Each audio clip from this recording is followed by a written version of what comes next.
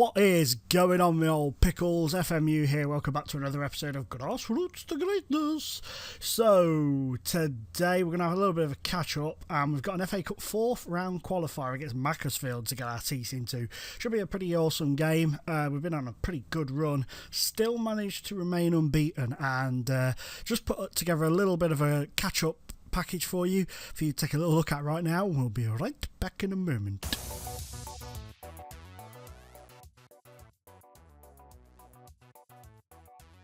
We started off with a 2-2 draw away at Neaton Borough. We were 2-0 up with 22 minutes gone, but they pulled it back to 2-2 thanks to a penalty from Elliot Whitehouse and then his second goal in the 73rd minute. A game we just shaded on stats, but in the end, a 2-2 draw was probably the best result all round. After conceding our first goals of the season in the previous game, we went to second place Bradford Park Avenue, who sat just behind us on points in the table. We took the lead after 2 minutes thanks to Gareth Evans, who's been a fantastic goal-scoring threat for us throughout the season. Connor Green equalised late on in the game in the 87th minute after capitalising on some poor defensive mistakes. They had plenty of chances, and the stats show it's quite an even game in all fairness, so a draw is probably a fair result. In one of the most frustrating matches I've played on Football Manager in a long freaking time. We had 30 shots against Harrogate, 9 on target, did not get one in the back of the net. You have to give it to them, they were fantastic defensively, you know, keeping out the shots. Everything was like blocked on the line. If it hit the woodwork, bounced down, somebody had to clear it. It was one of those days where Lady Luck was definitely on Harrogate's side. Harsh to only get a point, but good to get a clean sheet and good to keep that unbeaten run going. Our FA Cup qualifying started with an away trip to Leamington in a game that we dominated and should have got more goals, but Fabian Brandy popped up on the 51st minute with the winning goal. Next in the league, we travelled to the Class of 92 Salford, and we beat them by 3-1 in a very dominant, very precise, clinical finishing performance. Billy Waters popped up with 2 goals in 3 minutes, and John Nolan got our third on the 36th.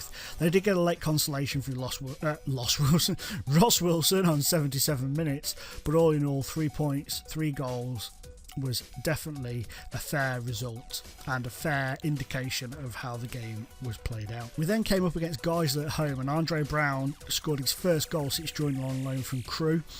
He popped up with a header on the 21st minute. It was a fantastic effort by the lad who showed great strength. He showed that throughout the game, which culminated as having 17 shots but only 5 on target. Brown, I think, will continue to score goals throughout his loan spell and has shown that he is quite a decent acquisition for us at this level. We came up against North Ferriby in the third qualifying round for the FA Cup. They took the lead on 7 minutes through Daniel Emerton, but we equalised on 34 minutes. We did dominate the game, but again we were struggling to put the ball into the back of the net. It got to the point where frustration started to show and bookings cropped up for Andre Brown and Gareth Dean throughout the afternoon. In the replay, we managed to take control of the game and win by 3-1. We were 3-0 up inside the first 38 minutes. They did get a consolation on 43 minutes, but they did not stand a chance of getting back into the game as we controlled it massively throughout. Fabian Brandy scored his first goal since returning from international duty, where he did actually get his first goal for St Kitts, so that's a fantastic bonus for him and for the team, as it gave him a big confidence boost going into the North Ferriby game. In a game that was far too close for my liking and far too even for my liking, we managed to snatch a win against Worcester by 3-2. Fabian Brandy, still on a high from scoring his first international goal, opened the scoring on 19 minutes. They equalised on 37 minutes, but then we took the lead instantly through David October on the 38th minute. Billy Waters finished off the scoring for us on 48.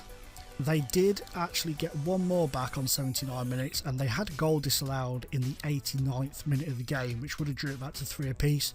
Luckily for us, it was definitely offside and we managed to get away with 3 points, but it was definitely a very, very tight affair. Okay then guys, so as you see, we've had a good little run of form. We started conceding goals, of course, but we have continued on the path of discovery and wonder to promotion back to the Varnarama National League, Premier Division, Super Division, Champions League, whatever it's called these days. And the boys have been doing really, really well. They've been playing some fantastic football. Slight little blot on the copybook was a 1-1 draw in the Cup with North Ferriby, a game we should have won. We should really have taken that by the balls and strangled it to death, but it didn't quite go according to plan, and well, basically shit happens, doesn't it, at the end of the day. It's one of those things that just can't be helped. Let's have a look at our finances, because they're up and down more than a prostitute's knickers. We'll go with. I was trying to think of a famous person to slate there, but none sprung to mind. I suppose I could have said Monica Lewinsky, but nobody these days really gives a shit about her because she's a nobody now. Most people probably don't even know who the fuck she is, so hey ho, there you go. But in terms of finances, it's mediocrely up and down and up and down and up and down. It's going steadily, but they are expecting us to finish the season in the plus, which is pretty awesome, and to continue making money, which is good. I'm really pleased with that going forward, because that is pretty spectacular stuff. In terms of the old transfers, just a few little bits and bobs have occurred since you last were with me. In terms of outgoings, Ricky Fish has gone out on loan to Ashton United. He's not done a lot for them. He's got 4 appearances on the clock and 1 assist and 1 player of the match, and that's about it. He hasn't really done anything else apart from that, but it's good to get him out there getting some games under his belt. And in terms of players going as well, Liam Hearn has left us and gone to Sutton United on a free. He was having a right bitch fit, so they came in with a non-negotiable £0, 0p offer, and I was like, screw it, let him go. And Jack Muldoon asked for his contract to be terminated, which I agreed to, because he just wasn't getting in the team. So I thought, what's the point in keeping him here if he's not going to play? In terms of incoming, obviously Fabian Brandy came in, you saw that. Andre Brown, a player I rate massively in real life, he's come in on loan and he's been doing brilliantly for us. He's a couple of appearances, got himself a goal, really pleasing to see. And Paulo George, a former Porto trainee who played for Blackburn briefly, came in from after his release from Stevenage last season, and he was offered to me by my scout. My scout was like, hey, this guy's wandering around doing fuck all of his life, why don't you invite him in? So I did. I said to him, look dude, come play for me, try and get your games. He only just joined, so he's not played any games yet, could be involved today. His fitness is okay, to be fair. His sharpness is a little bit sketchy. Isaac Brown's actually picked up a knock, so he's not going to be playing. So in fact, we'll do that right now so I don't forget. So in terms of, I didn't want to do that. In terms of this episode, this is where we're at now. So those are the games that have gone, still unbeaten, like I said. But we stand a chance, if we can beat Macclesfield away, we stand a chance of getting into the first round of the FA Cup, which is pretty fucking awesome, if you ask me. Really, really hope we can pull that one out of the bag. In terms of Macclesfield, they're 9th in the league. Steve Tilson's their manager now, interestingly. And they're going okay in the National League. Like I say, they're 9th in the league. Let's have a look at who they're in and around in terms of that. Some good teams in that division, obviously, we all know that. Cheltenham, God, Cheltenham's struggling again. Gateshead struggling as well. Torquay back down. Well, I say back down there, they were down there anyway, but Torquay sort of back into the mid-table area. Chester in mid-table. But above them, I mean, look, York have dropped down last season. Just outside the playoffs. Bristol Rovers, top of the league, obviously came down last season. And then you've got the usual big boys in this division, which are Wrexham, Grimsby, Forest Green up there. Like I say, Gateshead having a bit of a struggle. They're normally up there. But it's a strong division, a very strong division in terms of quality. So they're doing pretty well to where they are. And wow, Barrow in the Football League. Wow. Well done to them. Hats off to Barrow for getting into the Football League. Top effort. But they're struggling. They are struggling. Not as much as Morecambe, God bless them. And then my beloved Crew struggling down the bottom. There are murmurs already after 14 games that Alan Neil is up for the chop. So that could be interesting. That could be... They've got Kieran Agard. They've got some good players as well. There's no way they should be where they are in that division. I'm going to say this now. If that job comes up, I probably will apply for it. I will try. I want to. It would be nice to manage them on this series. It would be nice. It's what I would do in real life. So that's what this series is all about. So that would be great to go there, take over and slap them into touch, get the kids going again, get the kids in, get us back to our core values. That'd be pretty awesome. In terms of this series, guys, I've been doing a few tweeting around. I sort of sent out a few series for you guys to take a look at, sort of little beginnings to series, little teasers, and I decided to judge off the opening couple of episodes of those as to what people want to see. Now, obviously, Grassroots to Greatness this season is going to be our one, and I want to try and make it an everyday series. Of course, there's probably going to be times when that's not going to be possible for me, but I'm going to work my fucking arse off to make it an everyday series. But to go alongside it, I put a tweet out yesterday asking people to vote on Shilton and McGinley's Mission. McGinley's Mission is something that people were asking for. They were like, we'd like to see you go around Europe and do this, that and the other and do so. So I thought, let's come up with a bit of a different idea. Came up with a bit of a different idea. Everybody's like, oh, we love that. And then now nobody's watching it. So I don't know whether it's because you think it's crap or it's not what you expected, or you're just more interested in Grassroots and the Shilton save, which is fine. That's fine. I mean, I don't mind.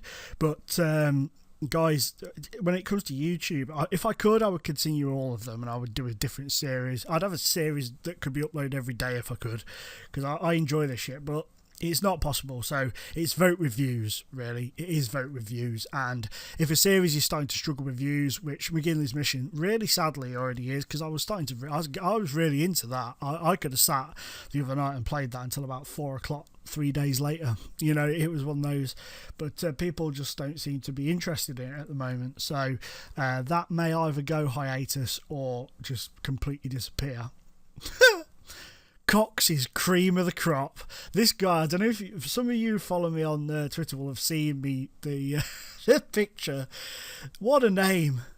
What a name. I completely forgot about him. Naughty Cox.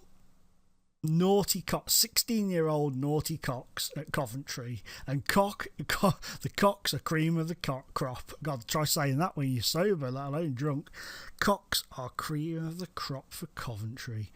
This guy, he's worth signing just for his name, and he looks like he could be a decent-ish player going forward. So that's why I've shortlisted him. One, so I can keep an eye on him, and two, so I can show you his name. That's pretty funny, man. That is pretty goddamn funny. Oh, Naughty Cox, what a legend! We've got Naughty Cox on here, and what was it, Dick Spooner on the Shilton save. That's funny. Oh man, that's cheered me right. I'd totally forgotten about that guy. That's funny as fuck, man. Right, anyway, let's get on with this shite. So we've got Macclesfield Town in the cup, and from what I've learnt from having a little look at them, they struggle with pace. So Brandy isn't exactly suited to this position, okay, but he's a relatively pacey guy. You can get him behind them. So what I was going to do was I'm thinking of bringing Montgomery down to the bench. So I'm going to go Andre Brown up the top in the main position, because he's quite, Andre Brown he's quite a strong guy. He's fairly quick. And he's a decent young player. So I'm going to go with him up top instead of Derridge, who has struggled in front of goal. There's no denying that. He has really struggled in front of goal for us this season. He's only got 2 after a stonking pre-season where he just scored with every touch of the ball, it felt like. 7 in 7, basically. And he's just not carried it on into the league. So we're going to leave him out. And we'll leave James Yates in for now, but he may come out because I don't want him to get sent off. I don't want him to get suspended just yet. It's going to happen, obviously, but I don't want him to get suspended. But we're going to go in to this match. I don't expect us to win this at all, because I think, that defeat is going to come eventually, and I've just got this feeling it is going to be today. I hope I'm wrong, I really do, but I've got a feeling it's going to be today. Also, this guy, Ajaria, is an absolute superb, hands down, amazing player at this level. He beats any other midfielder at this level by a long shot. In his age bracket and positional bracket. He has been absolutely sensational for me this season. Real surprise to see how well he's done. And every game, it's like, you know, you get a little news articles after the game. Every single game for about the past 2 months now has been Ajaria impresses for Lincoln. Every single game. It's been crazy. Right, let's see if we can't get him riled up a bit. Been a good run lately now. I know we're the underdogs. Let's go out there and whoop some ass, boys. So we're going to go out there. Ryan Wintel's starting today as well because he had a cracking game last time out in the league. Absolutely cracking. Oh. Thinking about it. Oh, there we got the game. We got goals on. I'd left them on. But yeah, we've been in such fantastic form and we've done so well to get so far unbeaten in the league. It's just been an amazing, especially after the fucking clusterfuck that was the Nantwich debacle. This has been such a relief. Gareth Evans is a former Macclesfield player, by the way, so he'll be wanting to. It'd be nice for him to get a goal against him. I'm sure he'd be wanting to as well. But in these early throws, whoa, that's a long. What are they trying to do? Score goal of the week or something? That's 2 long range efforts they've pinged in at us. Looks like they're testing the keeper. No, testing him. Perhaps they think he can be beat from long range. Perhaps they're seeing a weakness in him and being beaten from long range. He's conceded a couple of goals lately, but nothing major. You know, he's not been shipping goals in. He's not been that poor, touch wood. He's probably going to go and have a right nightmare now. But this has been an absolutely shit bucket of a first half. In terms of stats, we've bossed it, but they've had the shots. We've done nothing. Assertively, we can get a goal. We can rule the world. Come on. Let's see if we can. It'd be so nice to get into the first round of the FA Cup for money reasons, if nothing else. You know, we could. I don't care if we go in there and get walloped out of it. It's just to get that little bit of money from the cut, from a little cut run, would be fantastic. Yeah, score. Oh, well done, Brown. Oh, Pilkington. Oh, no, it's Dugdale. Dougie, man. Dougie Wuggy Woos. What have you done, son? Let's have a look at that. I thought Pilkington had got on it, which wouldn't surprise me because Pilkington's a cracking little goal-scoring defender in the conference on this game. He's in real life, to be fair. I watched him on telly the other day, and every corner was pinged towards him, every single one. Turnbull headed it on. Oh, that didn't look like a Dougie own goal. That looked like Pilko got there first. Perhaps it went past Pilko's head and hit Dougie in the face and just went in. He didn't stand much of a chance then, did he?